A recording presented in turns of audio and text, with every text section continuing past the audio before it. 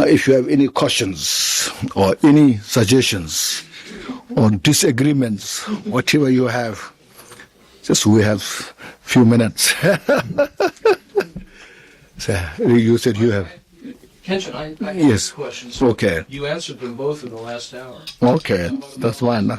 No answer. Yeah, go ahead. Yes. The notion of being in the Mahayana family, that's just a matter of having that vision and that interest and that wish to be of help like that. So that one can do that without having taken the vow, right? Having that vision and that interest is the foundation for taking sattva vow. When you have that wish, your thought, aspiration, then if you do the ceremony, it reinforces. And then it confirms, you see. So it makes it more kind of, what's called, stronger to follow the path. Because sometimes we're interested. Oh, I like this, that's very good. Then when there's no acknowledgement, when there's no confirmation, and sometimes we forget. Okay, so it kind of focuses. Yeah, focusing, yeah. Right. Yeah, making stronger, yeah. So progress. Okay, and then my other question was about the ultimate refuge.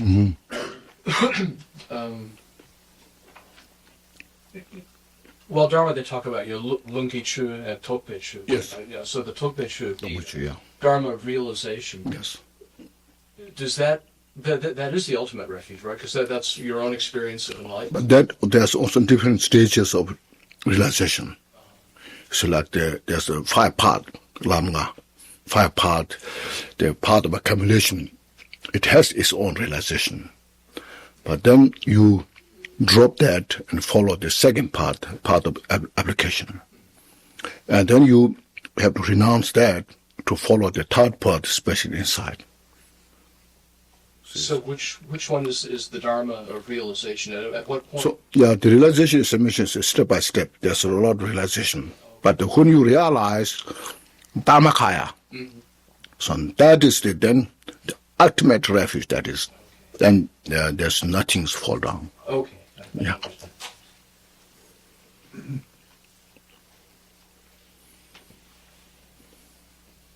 So in the path of realization, just as you described, for each segment, you practice it, you renounce it to the next one, and then renounce that. And Yeah.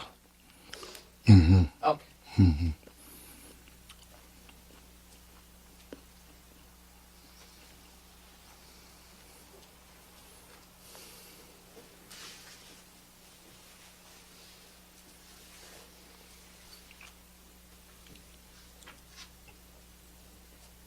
Yes. If we put others' enlightenment before our own, are we still able to help them more effectively by having that attitude? Excuse me? If we put others' enlightenment before our own, are we able to help them more effectively? I think if you achieve enlightenment, then you can help them effectively. Yeah.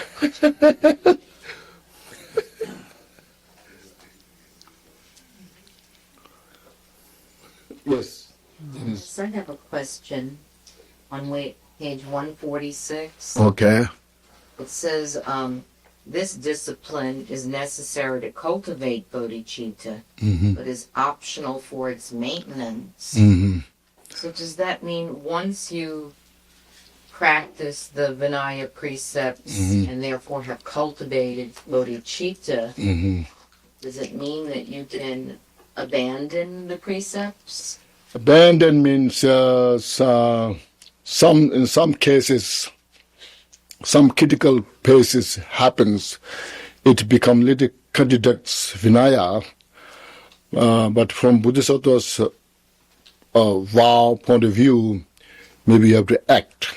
So in such case, it contradicts Vinaya vow, but it reinforces to keep the Bodhisattva's vow.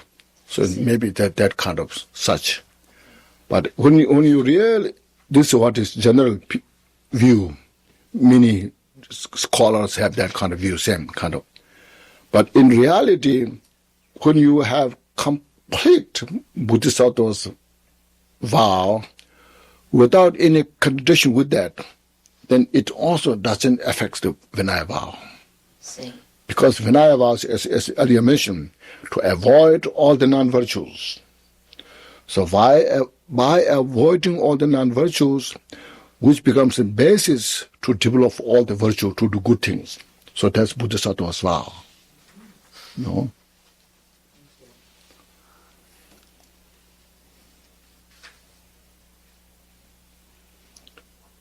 So see, Vinaya is very important, no, to practice the Bodhisattvas and Vajrayana.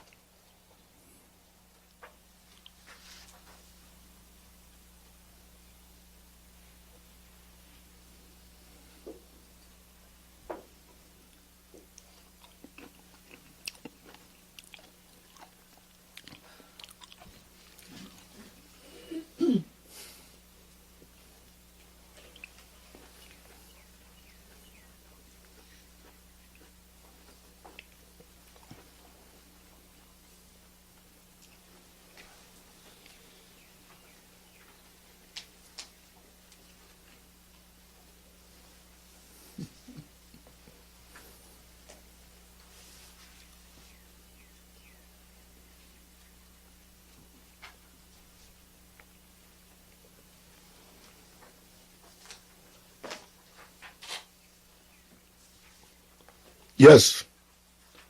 Since most of us are not ordained, Oh.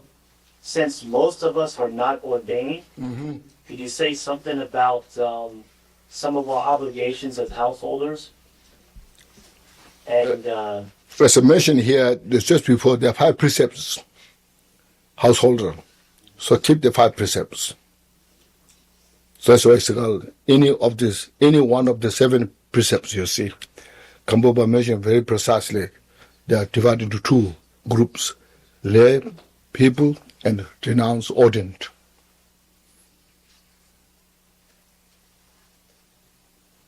There's always opportunity, okay? Don't worry.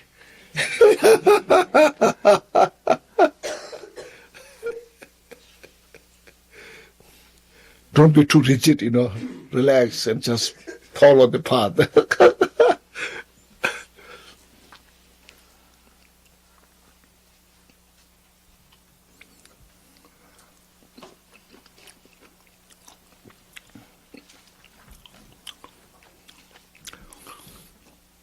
Now, how many weeks? This is 3rd week, isn't it? Yeah. 3rd week, 4th week. Now we have 5 week, which means 15 days. Yeah. We have 15 days now to finish this book. So now, just make it happen, okay? Work hard. Read, study, I think this is a really good opportunity. Do you think so? Yes, really good opportunity.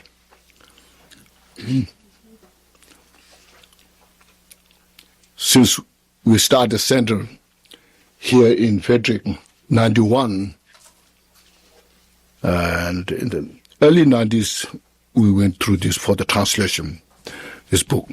But what happened was we studied Wednesday evening that maybe about 10, 15 people come, and we went through this jewel ornament of liberation. And then that time we have a translation by Herbert Gunther, a great translator. I heard his German. So those we have that translation. And then I opened my Tibetan text and went through. And those participants said, this book is very difficult. Even though I'm supposed to have good understanding English, because I studied philosophy in English. But this book is very difficult. So when I opened the Tibetan, tried to explain roughly from my broken English, and those participants said, this makes much better sense. So can we continue, So from there, it's happened to translate this book. But then, since then, we haven't been through this book. No, this is the first time. No, first time we are going through. So this last September when I came here, then there's kind of idea came into my mind. So I have suggested all members if they're interested. And our members, they all respond. They said, we would like to have this.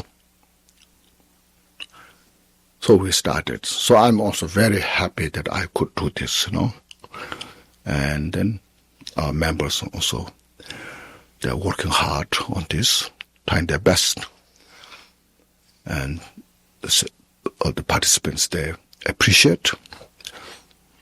And so this is, I think, we're really getting test of the Dharma. Because as I mentioned, the idea came because as many great teachers come here, we invite and we ask the highest teaching, And then we think that's the way I can, And sometimes the teaching is there and our mind is here. Then we struggle to connect with that,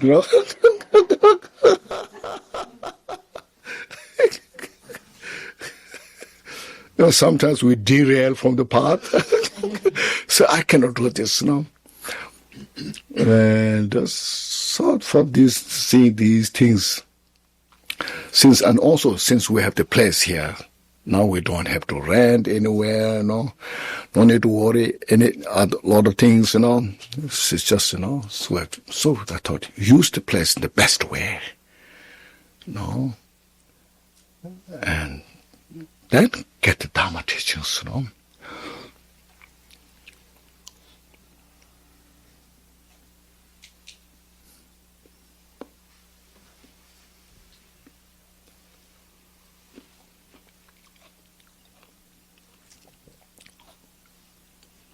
Yes, Raju. You explained it, but I still couldn't get it. Okay. How do you take a vow that you took in this life? You're dead. How does it carry on to the next life?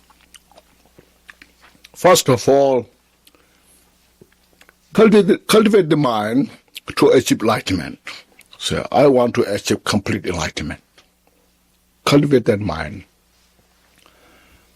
And don't worry so much about the next life. You just do all the best in this life. Look at all things that you have to do. Look at the things that we have to avoid. Just do sincerely. Purify it as much as possible and accumulate all the good qualities as much as possible. Relax your mind. Just tune in like bodhicitta, which will come later, Like this, in this, like first we have finished the 10 virtues, 10 non-virtues. Look at the 10 virtues. Now, just look at in your own mind how much I'm practicing and how much I'm lacking. Look at that. Then, develop. And then, love and compassion, as yesterday we went. Try to bring those in our mind, heart. With that mind, taking refuge in Buddha, Dhamma, Sangha. So like that. And then, more you purified, that's what it's called establishing the habituation, the continuation of the habituation within you. When that habit will follow day after day, year after year, and then life after life.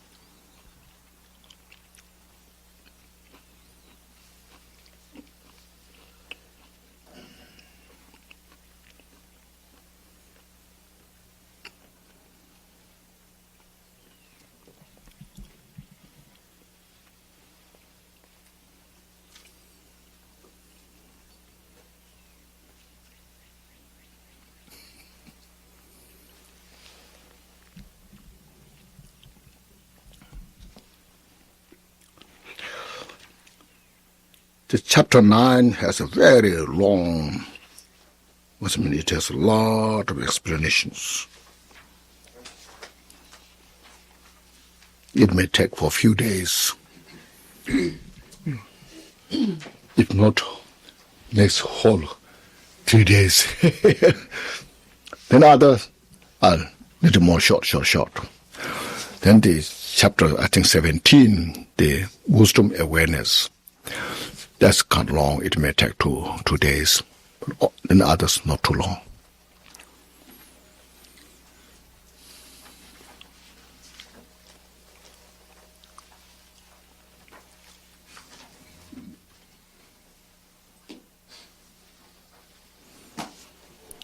Have any questions? No? I have a question. I thought so. You said before that to gain enlightenment yourself, you can best benefit others. That's right. But to gain enlightenment yourself, you have to give up self-cherishing. That's right. I feel that self-cherishing is an obstacle. That's right. And I wish to benefit others. That's right. That's what I mean, you see. Yes, then. So then what?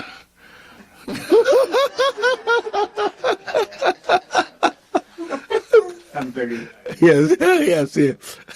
I think you no need to ask question. You can figure out, yes. So does that mean you focus without being too focused into doing and achieving enlightenment, but without truly, getting too focused on, but on the same path, you will help other sentient beings while you cultivate and pursue on that path. Is that right?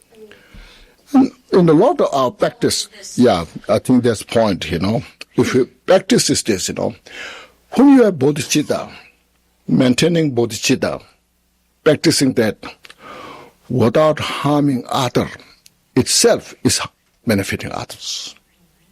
See, you keep the bodhicitta in your heart, meditate, practice, and keep the 10 virtues. And that itself is a great benefiting others. Even maybe not directly obvious, but indirectly you are benefiting sentient beings. Rinpoche, your example, that's easier for me to identify with because of my past experience as a pilot. But your example as the oxygen mask in the airplane, when the oxygen masks drop, you don't know how much useful consciousness you have before you're unconscious because of altitude. So it's imperative that you put on your oxygen mask first. And then try to help others put their oxygen mask on. That's right. And that's, when you used that example several weeks ago, it was very helpful for me to understand why we have to focus because we don't know how much time we have. That's right. So we have to focus on that first. That's right. A lot of the submission stories I put in the complete guide to Buddhist path in that book. There's one nice story about relation to suffering of all sentient beings. Sometimes we admire the high status people who have authority, wealth. We admire. I wish I can be that individuals. Without realizing how much suffering they have. So in a country, there was a very nice king who really served his people sincerely. So because that, all the people, they praise the king. What a wonderful you are. How much compassion you have. How much wisdom you have. How much skill you have. Like this. So one day, one man came, praised to king. Said, you are the happiest man in our country because you enjoy the luxury of the kingdom, the cuisine, the bed, all these things and all the entourage. And the king said, thank you so much for all these comments. Tonight I will invite you as a special guest. So the king prepared as just a delectable dinner and says, please enjoy the food. Then took him in his room where the king sleeps. Above in the ceiling, he hung a sharp sword, a sword, very sharp,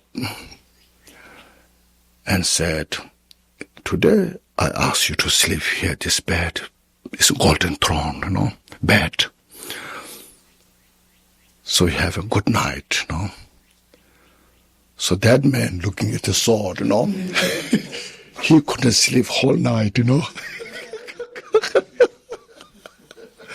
What if the sword now drop down, I'll be killed that moment, or I'll be dead in that moment. And then in the morning, early in the morning, the king wakes up. So I prepared a very nice breakfast for you.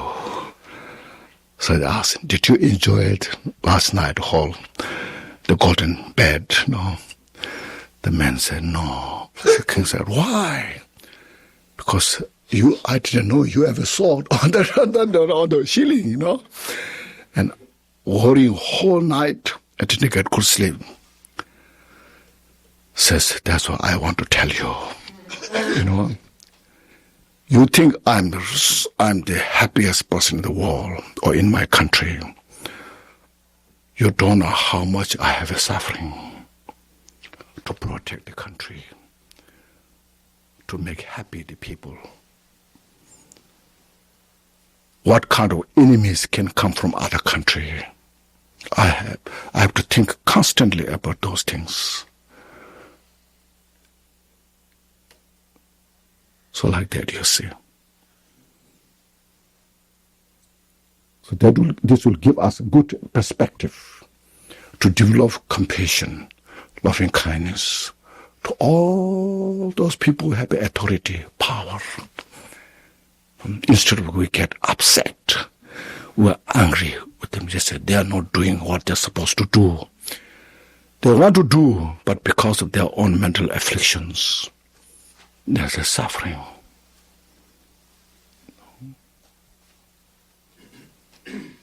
It's a good story, isn't it? Yeah, I like that story, It's a very clear picture in my mind,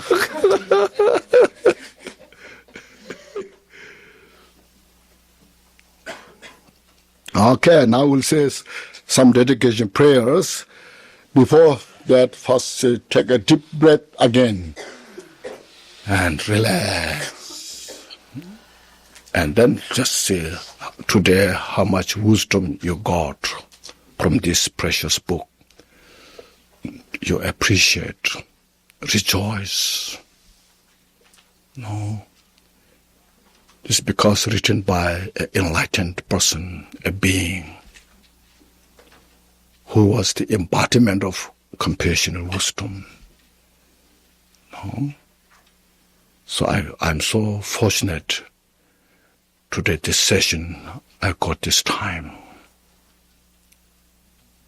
to reflect on this.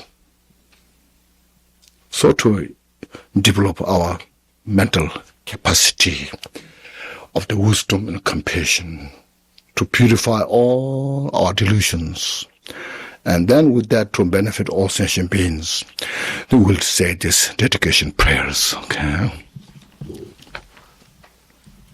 Page 32, please open the prayer booklet.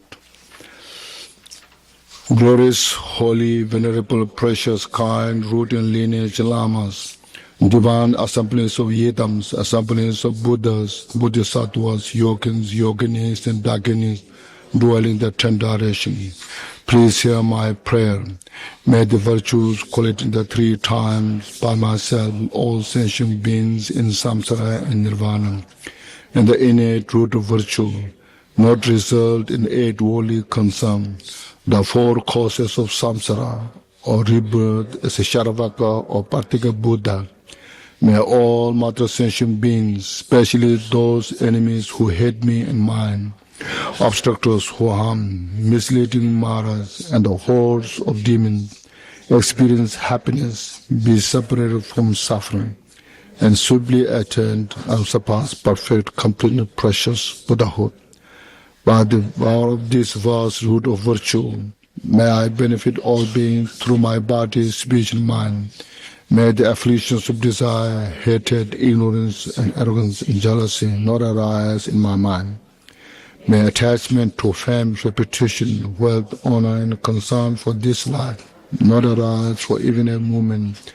May my mind stream be moistened by loving kindness, compassion, and bodhicitta, and through that may I become a spiritual master with good qualities equal to the infinite of space. May I gain supreme attainment Mahamudra in this very life. May the torment of suffering not arise even at the time of my death. May I not die with negative thoughts. May I not die confused by wrong view. May I not experience untimely death. May I die joyfully and happily in the great luminosity of the mind as such, and pervading clarity of Dharmata. May I, in any case, gain the supreme attainment of Mahamudra at the time of death or in the Bharto. Next page. By the virtues collected in the 3 times by myself and all beings in samsara and nirvana, and by the innate root of virtue, may I and all sentient beings quickly attain and surpass perfect, complete, precious enlightenment. May the teachings of the great Drikung Kagyu, who is the omniscient Lord of Dharma, Master of interdependence, continue and increase through study, practice, contemplation, and meditation until the end of samsara. Okay. Thank you.